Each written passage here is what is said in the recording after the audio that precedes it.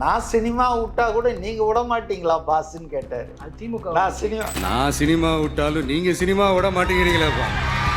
அவர் படத்துக்கு வாங்கின காசுக்கு சம்பளத்துக்கு அவர் நடிச்சு கொடுத்துட்டாரு. இந்த பிரச்சனை வர்றதுக்கு காரணம் விஜயனுடைய அரசியல் தான். விஜய் இதுக்கு பொறுப்பு அப்படின்னு எப்படி சொல்லலாம்னா, விஜய் அரசியல்ல வராம இருந்தா முதல்வர் கூட சொன்னார். முதல்வர் என்ன சொன்னார்? பாஜகவினுடைய ஆயுதங்களாக இருக்கிற இடி ஐடி அந்த வரிசையில தணிக்கை வாரியமும் சேர்ந்து விட்டது. இதுல எங்க ஜனநாயகன் படத்தை பத்தியோ அதுக்கு சென்சார்ஷிப் மறுக்கப்பட்டதை பத்தியோ இருக்கு. இந்த படம் வெளிவராமல் இருந்தால் யாருக்கு பயன் இருக்கு? பாஜக அணிக்கும் திமுக அணிக்கும் தான் பயன் இருக்கு. இன்னும் 70 நாள்ல அவர் எத்தனை இடத்துக்கு போக முடியும், எத்தனை தொகுதியை கவர் பண்ண முடியும்னு எனக்கு தெரியல. ஆனா இந்த படம் அவருடைய பொலிட்டிக்கல் படம், பொலிட்டிக்கல் மெசேஜ். இது ரிலீஸ் ஆச்சுன்னா இந்த நாட்டுக்கு வரப்போற ப்ராப்ளத்தையே தடுக்கலாம். எஸ்பெஷலி சிபிஐ விசாரணைக்கு அப்புறமா பாஜக எதிர்ப்பு அப்படிங்கிறது விஜய் கிட்ட இல்லாம போயிருச்சு. அதுவே அதிமுக எதிர்ப்பு வளர ஆரம்பிச்சிருச்சு. பாஜகவோட அஜெண்டாவுக்கு தான் இப்ப வேலை செய்யறார் விஜய் அவர்கள். மூன்றாவது பாஜக தலைமையில் மற்றும் பலர் அதுலதான் நம்ம கவனிக்கணும். அவர் சொல்லவே இல்லை. அதுதான் நம்ம கவனிக்கணும். பாஜகவை முன்னிலைப்படுத்துவது அதிமுகவை டைலூட் பண்ணுவது. அனுமானம், கற்பனை இந்த மாதிரி எது சொன்னாலும் அதாவது விமர்சிக்கிறவங்கள அது எல்லாத்துக்கும் இடமளிப்பது விஜயும் தாவேகாவும் தான். விஜய் எந்த அதிகார பொறுப்பிலும் இல்லை, ஆட்சியிலும் இல்லை. ஆனா கட்சி தலைவர் விஜய் மற்றவங்கலாம் நினைக்கிற மாதிரி அரசியல் புரியாதவர்ல, அறியாதவர்ல. ரொம்ப ஸ்டடி பண்றாரு. ரத்த சொந்தமா நம்மள நினைக்கிற நம்மளோட வகையராக்களை எந்த கட்சியாலையும் எவ்வளவு விலை கொடுத்தாலும் வாங்கவே முடியாது. இந்தியாவிலேயே, இந்திய தொலைக்காட்சிகளிலேயே முதல் முறையான சன் டிவியில போடுவாங்க தெரியுமா? அந்த மாதிரி இந்திய ஊடக வரலாற்றிலேயே முதல் முறையாக நாங்க தான் சந்தித்தோம். என்ன சந்தித்தோம் பேசுறாங்க.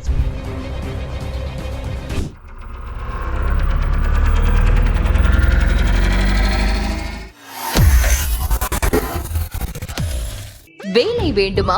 ப்ளூ ஓஷன் இருக்கிறது. 10th 12th டிப்ளமோ டிகிரி படித்தவர்களுக்கு உணவு, தங்குமிடம், இஎஸ்ஐ, பிஎஃப் இன்சூரன்ஸ் உள்ளிட்ட சலுகைகளுடன் அனுபவத்திற்கேற்ற நல்ல சம்பளம் 15,000 முதல் 30,000 வரை. பெண்களுக்கு முன்னுரிமை. 2,000க்கும் மேற்பட்ட வேலை வாய்ப்புகள் உள்ளன. இப்போதே தொடர்பு கொள்ளுங்கள். Blue ocean.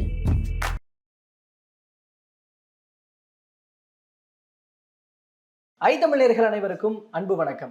இன்றைய சிறப்பு நேர்காணலில் நம்மோடு இணைந்திருக்கிறார் அரசியல் விமர்சகர் திரு மதிவாணன் அவர்கள். அவரிடம் இன்று முக்கியமான பேசுபொருளான தாவேகாவினுடைய 3வது தொடக்க விழா, அந்த நிகழ்வுல நடந்த சம்பவங்கள் பற்றி பல்வேறு விஷயங்கள் பேசியிருக்கிறோம். பேசலாம். வணக்கம் சார். வணக்கம்.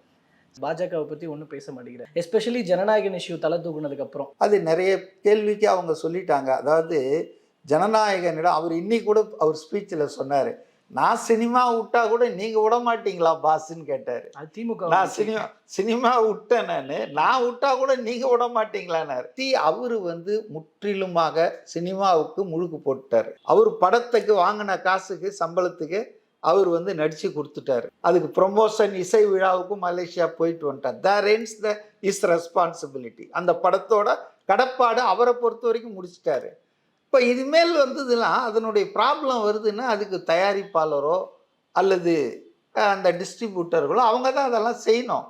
ஆனால் நீங்கள் ஆல் செட் அண்ட் டன் இந்த பிரச்சனை வர்றதுக்கு காரணம் விஜயனுடைய அரசியல் தான். விஜய் இதுக்கு பொறுப்பு அப்படின்னு எப்படி சொல்லலாம்னா, விஜய் அரசியல்ல வராமல் இருந்தா, விஜய் கட்சி தொடங்காமல் இருந்திருந்தால், விஜய் அமித்ஷா பிஜேபியினுடைய அழுத்தத்துக்கு பணிந்திருந்தால் இந்த சிக்கல்லாம் அவருக்கு வந்திருக்காது. அது உண்மைதான். ஆனால் அதுக்கு அவரு கேஸ் சப்ஜுடிஸா இருக்கு. ஒரு நீதிமன்றத்துல வழக்கு போட்டிருக்காங்க. தீர்ப்பு மேல் கோர்ட்டுக்கு போய் சுப்ரீம் கோர்ட் வரைக்கும் இழுத்துட்டு இருக்குது. அப்படி இருக்கிற ஒரு வழக்கை பத்தி அவர் என்ன பேசணும்னு நினைக்கிறீங்க? முதல்ல அவர் பேச வேண்டிய இந்த பணத்தை பத்தி பேச வேண்டிய தேவையில்லை. அது மட்டும் இல்ல, அதுக்காக மத்தவங்க பேசினாங்க பாருங்க, அதுதான் கிரேட்னஸ். ராகுல் காந்தி அந்த படத்திற்கு மோடி அரசு கொடுக்குற பிரச்சனைகளை அவர் எதிர்த்து பேசியிருக்காரு. மற்றவங்க தாங்க பேசணும். ஒரு ஆள் பாதிக்கப்பட்டான்னா அவனே உட்காந்து அழுகணும்னு அவசியம் இல்லை. முதல்வர் கூட சொன்னார்ல. யாரு Tweet முதல்வர் போட்டாரு. என்ன சொன்னாரு? CBF இல்ல சொல்லுங்க, முதல்வர் என்ன சொன்னாரு? இல்ல இப்போ சந்திரி எப்படி- சாக்குல இல்ல சார், நீங்க அவர் பாட்டு tweet போட்டிருக்காரு சார், tweet என்ன போட்டிருக்காரு. tweet அதாவது கொஞ்சம் பாருங்க. பாஜகவினுடைய ஆயுதங்களாக இருக்கிற இடி, ஐடி அந்த வரிசையில தணிக்கை வாரியமும் சேர்ந்து விட்டது. ஆமா, ஆமா. இதுல எங்க ஜனநாயகன் படத்தை பத்தியோ அதுக்கு சென்சார்ஷிப் மறுக்கப்பட்டதை பத்தியோ இருக்கு? கண்டிக்கிறோம் ஏதா இருக்கா? ராகுல் காந்தி ட்வீட்டை பாருங்க.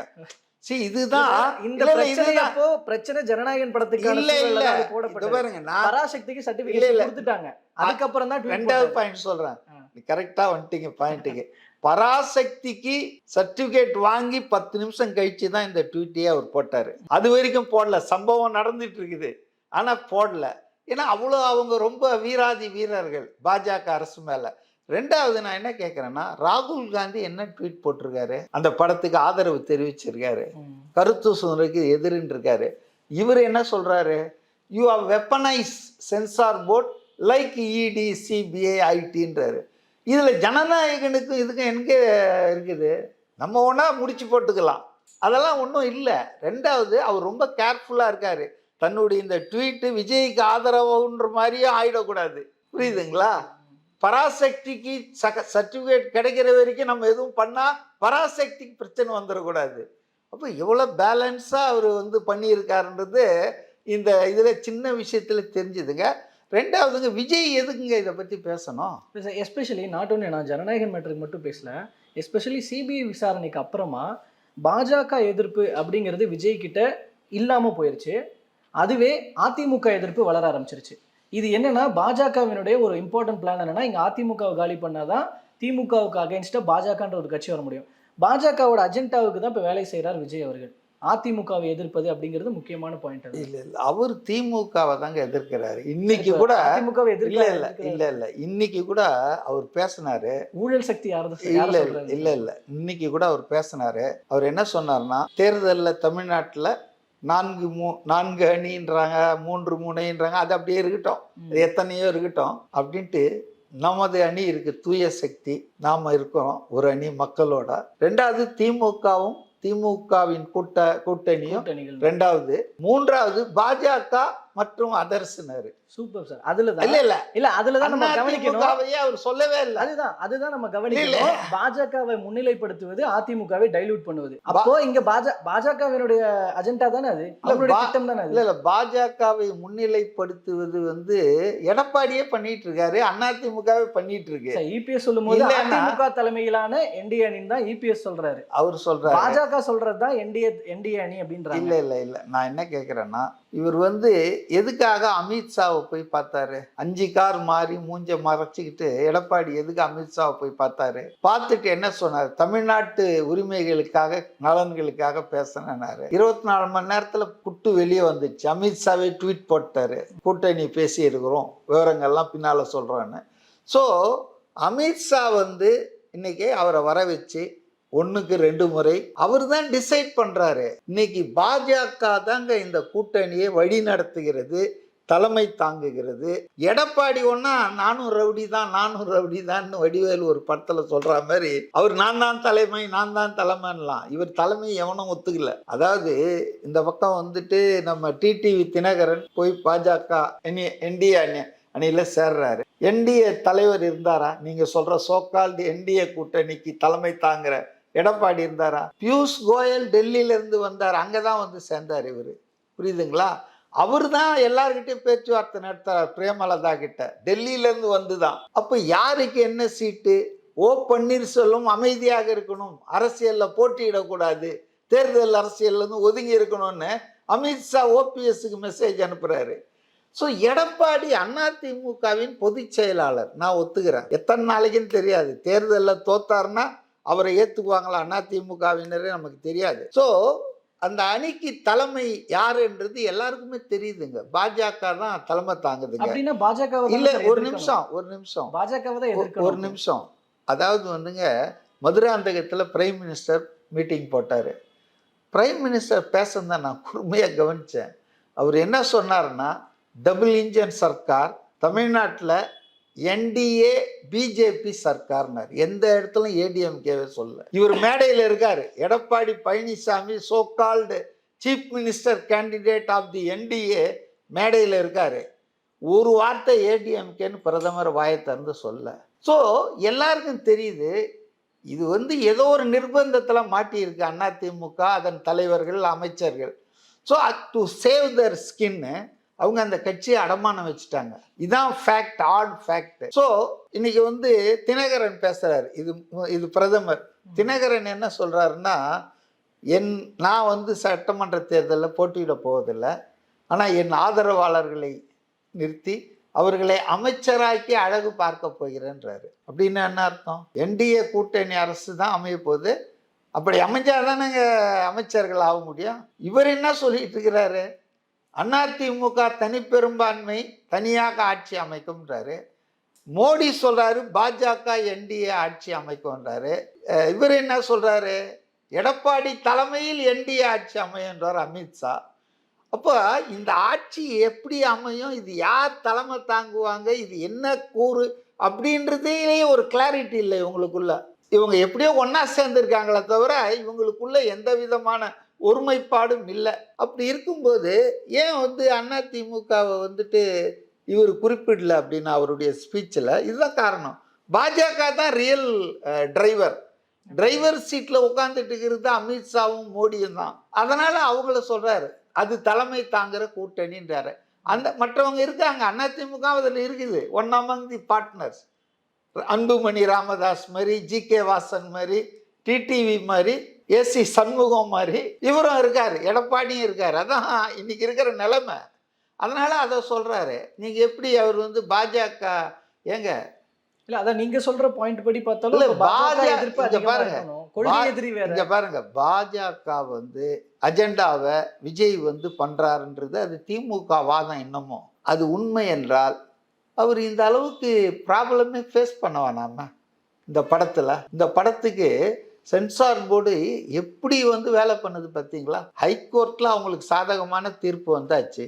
மேல்முறையீடை ஏற்று அந்த தனி நீதிபதி கொடுத்த அந்த சர்டிஃபிகேட் கொடுக்கணுன்ற தீர்ப்பை அவங்க ரத்து பண்ணிட்டாங்க.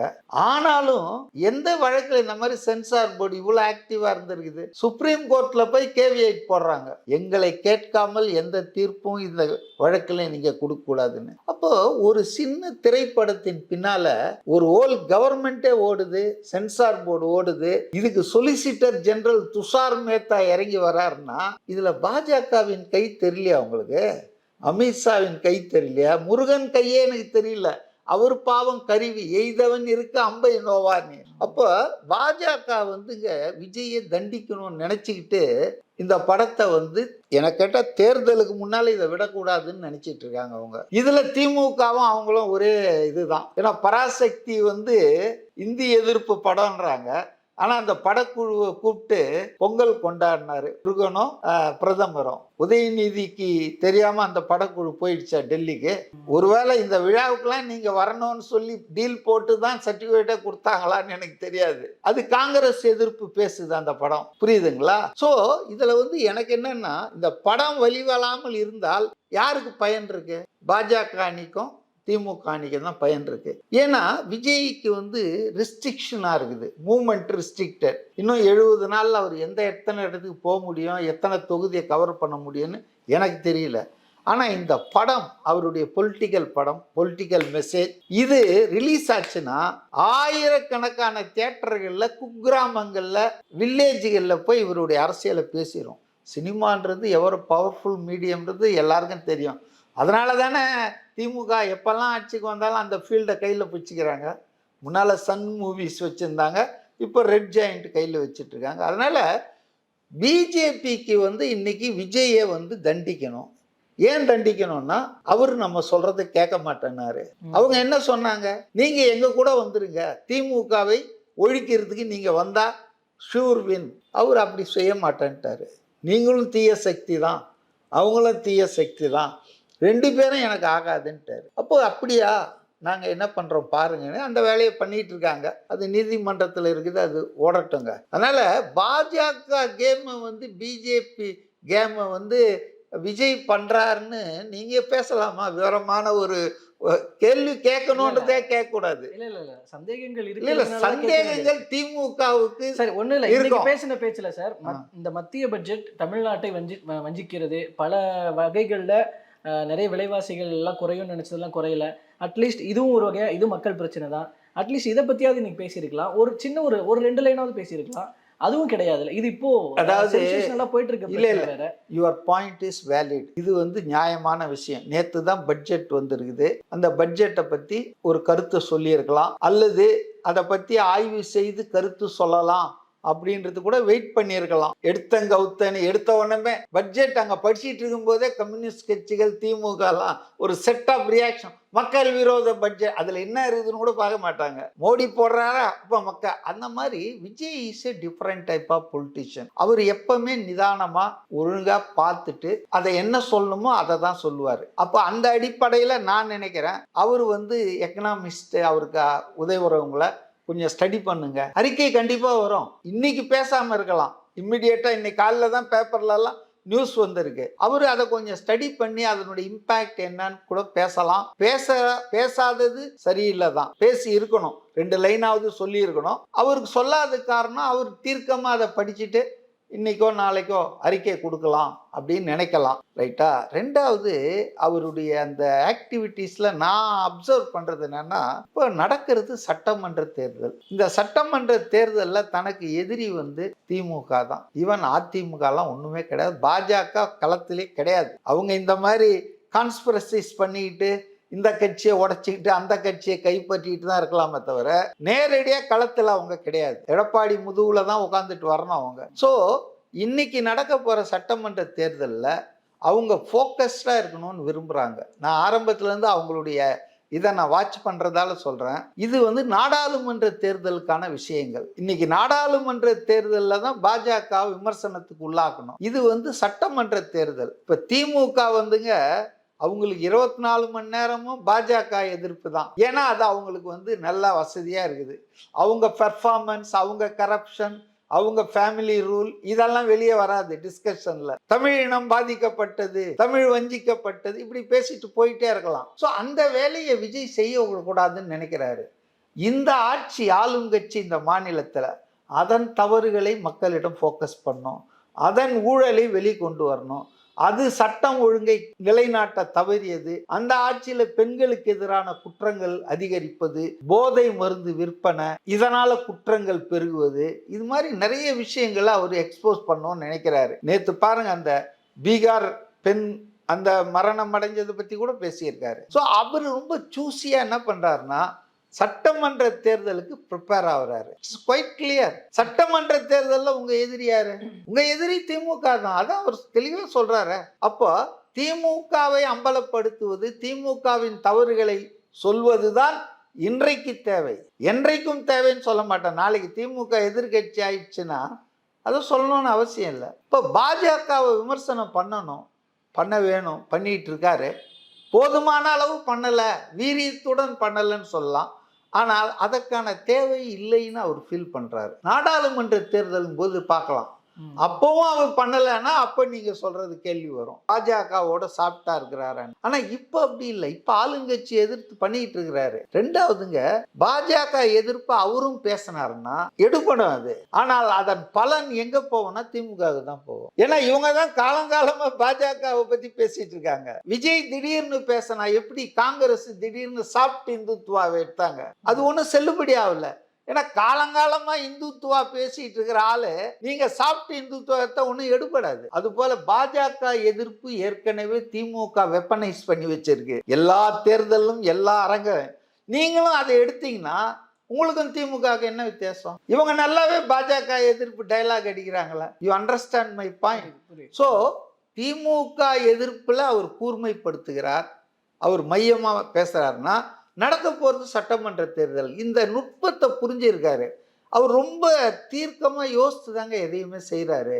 விஜய் மற்றவங்கலாம் நினைக்கிற மாதிரி அரசியல் புரியாதவர்ல அறியாதவர்ல, அவர் ரொம்ப ஸ்டடி பண்ணுறாரு. அரசியல் அவருக்கு ரொம்ப அத்துப்படியாக இருக்குதுன்னா இல்லைன்னா இப்படிலாம் நுணுக்கமா பார்த்து பண்ண மாட்டாங்க. அத்துப்படியாகி இருக்கிறவரு என்டிடிவி ரிப்போர்ட்டர்ஸை ஆஃப் தி கேமரால சந்திச்சு பேசிட்டு அவங்க பேட்டி எடுத்தவர்கள் வெளியில ஒரு பேட்டி கொடுத்தது அது அவரா சொன்னாரு.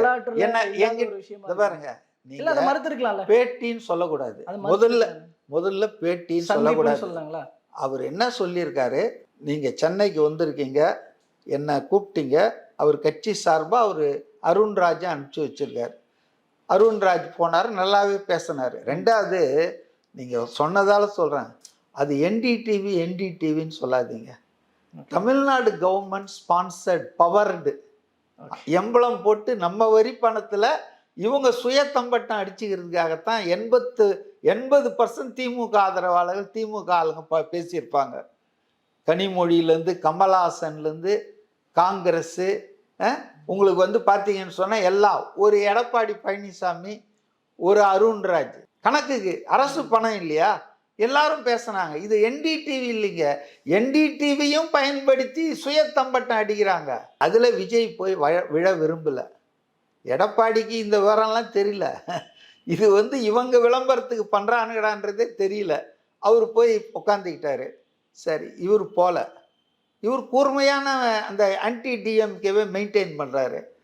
ஆனால் அவர் மரியாதைக்கு என்ன சொன்னார், நீங்கள் வேணால் ஒரு சேட் பண்ணலாம், வாங்க காஃபி சாப்பிட்லான்னு வீட்டுக்கு கூப்பிட்டாரு. அது இவங்க அக்செப்ட் பண்ணுறதோ அக்செப்ட் பண்ணாததோ அவங்க வேலை, அவங்க விருப்பம். அவங்க எல்லாத்தையும் போட்டு அவங்க ஓடுறாங்க. ஏன்னா அவங்களுக்கு தெரியுது தமிழ்நாட்டின் அரசியலில் மிக முக்கியமான ஒரு ஆளாக விஜய் மாறிட்டார்.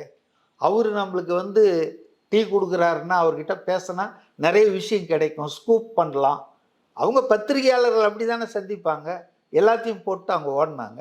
அவர் என்ன சொன்னார், நம்ம பேசலாம், சிட்சாட் பண்ணலாம், ஆனால் இந்த கேமரா பேட்டிலாம் வேணாம், ஃபார்மலாக வேணான்னு சொன்னார். ஓகே, அவர் பேசுனாங்க.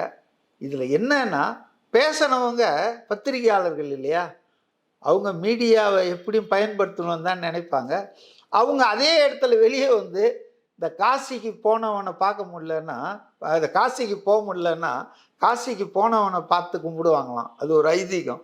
அதுபோல் விஜய்கிட்ட பேட்டி எடுக்க முடியல, விஜயை பார்த்து பேசிட்டு வந்த இவங்களுக்குள்ளே பேசிக்கிறாங்க, அதை ஒரு பேட்டி ஆக்குறாங்க. அவர் ஒன்றும் நீங்கள் போய் வெளியே நான் என்ன பேசணும்னு அது சொல்லுங்கன்னு சொன்னாரா? அவர் வந்து இது வேண்டான்றதால தான் சந்தேகத்தை கிளப்புறாங்க. இல்ல இல்ல, நான் சில விஷயங்கள் சொல்லிடுறேன், ஏங்க நீங்க ஆனா மானே தேனை போட்டு சொல்லிடுங்க. அவர் ஏங்க அதை ஃபேஸ் பண்றதுல எனக்கு விருப்பம் இல்ல. ஏன்னா இப்படி கிடையாது. அவருக்கு நிறைய பொலிட்டிக்கல் நாலேஜ் லாகிங்கா இருக்கிறது ரீசன். பேட்டி கொடுத்தா தெரிஞ்சிரும். இல்ல இல்ல, அப்படிதான் விமர்சனம் வருது. இல்ல, அப்போ பேட்டி எடுத்தவங்க பேசுறாங்கல்ல, என்ன சிலாகிச்சு பேசுறாங்க. நாங்க கூட நினைச்சிட்டு இருந்தோம், இந்த ராகுல் கன்யால் பேசுகிறாரு, சீஃப் எடிட்டராக, சிஇஓ. அவர் என்ன சொல்கிறாரு, நான் நினைச்ச மாதிரி இல்லை, ரொம்ப ஆழமாக புரிதல் இருக்குது, ரொம்ப டிட்டர்மைண்டாக இருக்கிறாரு விஜய். கிங் மேக்கர்னா, why sir, why you doubt my victory?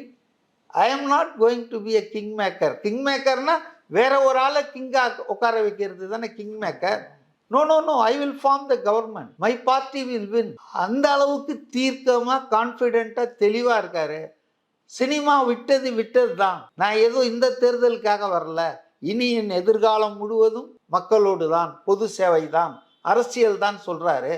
நாங்கள் நினச்ச மாதிரி இல்லை, ரொம்ப தெளிவாக இருக்காரு, ரொம்ப நியூஸ் படிச்சிட்டு இருக்காரு, எல்லா நியூஸும் அவருக்கு தெரியுதுன்றாங்களே. ஒன்றுமே தெரியாத முழிச்சால வந்துட்டு எதுக்கு அவங்க வந்து புகழணும், அவங்களுக்கு என்ன இருக்குது? அதனால சார், இப்போ நீங்கள் தான் சொன்னீங்க அந்த ப்ரோக்ராமே ஒரு ஸ்பான்சர்ட் அப்படின்னு. அது இல்லைங்க, அது அதுதான்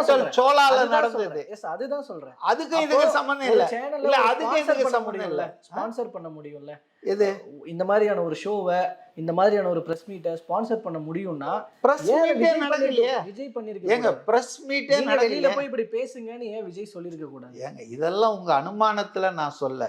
அவங்க கரெக்ட், நீங்க அவங்க சொன்னது காரணம் என்னன்னா, அவங்க பத்திரிகையாளர்கள் அவங்க இந்த செய்தியை வந்து ஃபிளாஷ் பண்ணி, நாங்கள் தான் ஃபர்ஸ்ட்ல விஜயை சந்தித்தோம் மீடியாவில், இந்தியாவிலேயே, இந்திய தொலைக்காட்சிகளிலேயே முதல் முறையான சன் டிவியில் போடுவாங்க தெரியுமா, அந்த மாதிரி இந்திய ஊடக வரலாற்றிலேயே முதல் முறையாக நாங்கள் தான் சந்தித்தோம், என்ன சந்தித்தோம் பேசுகிறாங்க. சந்தித்தா போட வேண்டியது தானே, ஆடியோ வீடியோ போட வேண்டியது தானே. அதான் சார், அனுமானம், கற்பனை, இந்த மாதிரி எது சொன்னாலும், அதாவது விமர்சிக்கிறவங்கள, அது எல்லாத்துக்கும் இடமளிப்பது விஜயும் தாவேகாவும் தான். அப்ப நீங்களே இடம் அளிச்சுட்டு ஏன் நீங்க இப்படிலாம் பேசுறீங்க? என்ன இடம் அளிச்சாங்க? ஒரு பிரஸ் மீட் கொடுத்துட்டா இதெல்லாம் உடஞ்சிரும்ல சார், அவ்வளவுதான். இது பாருங்க, நீங்க அங்க சுத்தி இங்க சுத்தி பிரஸ் மீட் கொடுக்கணும்ன்ற சப்ஜெக்ட் வேற, ஏன் அவர் ப்ரெஸ் மீட் கொடுக்க மாட்டேன்றாரு? மோடி 11 வருஷம் 12 வருஷமா ஆட்சியில் இருக்காரு. எத்தனை ப்ரெஸ் மீட் கொடுத்துருக்காரு? அதனால சரி, மோடியை விடுங்க. மு.க. ஸ்டாலின் 4.25 வருஷம் ஆச்சு. எத்தனை முறை ப்ரெஸ் மீட் நடத்தியிருக்காரு? ப்ரெஸ் கான்ஃபரன்ஸ் நடத்தியிருக்காரு. சும்மா அப்படி ரோட்ல போகும்போது வெதர் எப்படி சார் இருக்குதுன்னு கொடைக்கானல்ல ஒரு நிருபர் கேட்பாரு.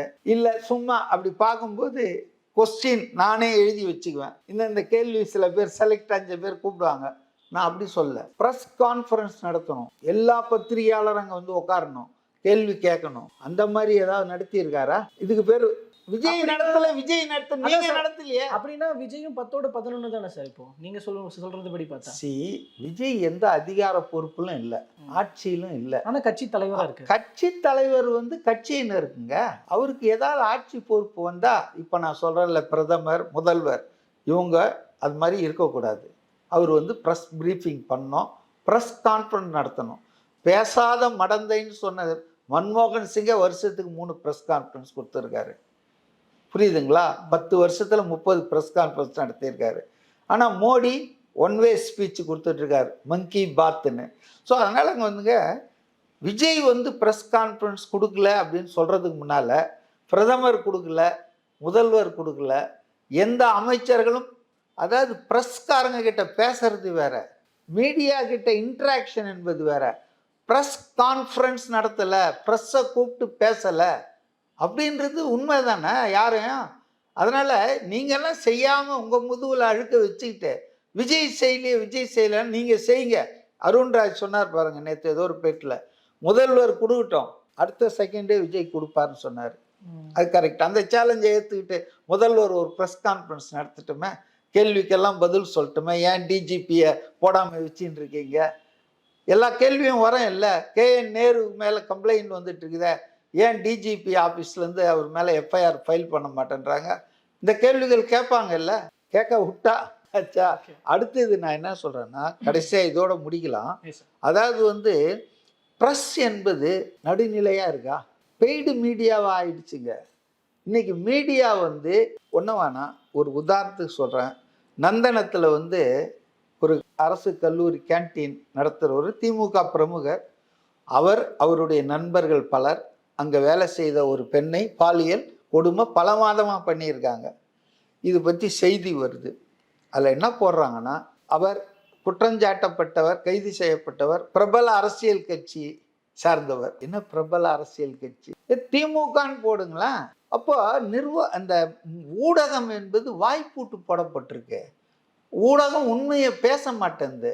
அப்போ நடுநிலையாக நீங்கள் இல்லை. நல்லது சொன்னால் நல்லது சொல்லுங்கள், நான் வேணாம் இல்லை. ஊடகம் என்பது ஆட்சியாளர்களை தோல் உரிக்கணும், அரசாங்கத்தை வந்து எக்ஸ்போஸ் பண்ணிகிட்டே இருக்கணும் 24 மணி நேரம் இல்லை. நல்லது பண்ணால் அதையும் சொல்லுங்கள், தப்பு, ஊழல், முறைகேடு, குற்றங்கள் அதையும் சொல்லணும் இல்லை. நீங்கள் எதிர்கட்சியை தான் நீங்கள் எக்ஸ்போஸ் பண்ணிட்டு இருக்கீங்க. உங்கள் ஊடகத்தில் ஆளுங்கட்சிக்கு ஜால்ரா அடிச்சிட்டு இருக்கீங்க. இப்போ உங்ககிட்ட வந்து எதுக்கு அவர் என்ன சொல்ல உங்களை கூப்பிட்டு பேசணும்னு? See, you have lost your integrity. ஊடகம் வந்து நடுநிலையாக இல்லை. இந்த ஊடகத்துக்கிட்ட போய் நான் எதுக்கு பேசணும்? பெய்டு மீடியா இது. விவாதம், மாலை நேர விவாதங்கள், இதெல்லாம் பெண் நிறுவனம் என்ன தலைப்பு சொல்லுதோ அதை வச்சு தான் நடத்திட்டு இருக்காங்க. அதனால் அவர் பக்கம் நியாயத்தை நான் சொல்கிறேன். நான் உங்களுக்கு பேட்டி கொடுக்கணுன்னா நீங்கள் நியாயமான ஆளாக இருக்கணும்ல. நான் உங்களை கூட்டணியை சேர்த்துக்கணுன்னா நீங்கள் ஒரு யூஸ்ஃபுல்லான ஆளாக இருக்கணும்ல. அதெல்லாம் அவர் பார்க்குற உரிமை அவருக்கு இருக்குது இல்லை. அவர் என்ன கொடுத்தே ஆகணும்னு ஏதோ அரசியல் சட்டத்தில் இருக்குதா? அவர் பேசுகிறத ஸ்பீச்சஸில் பண்ணிட்டு போகிறாரு. அதனால் இதில் வந்து ஊடகத்தில் சந்திக்கலை அப்படின்றதெல்லாம் அது முதல்ல ஆட்சியில் இருக்கிறவங்க சந்திக்கிட்டோம், அப்புறம் பார்த்துக்கலாம். ஓகேங்க சார். பல்வேறு கருத்துக்கள் இந்த மக்கள் முன்னிலையில் வச்சிடலாம். அந்த வகையில் தற்போது பல்வேறு கருத்துக்களாக இருக்கட்டும், தகவல்களாக இருக்கட்டும், எங்களோடும் எங்கள் மூலமாக மக்களோட பகிர்ந்துக்கிட்டதுக்கு ரொம்ப நன்றிங்க சார்.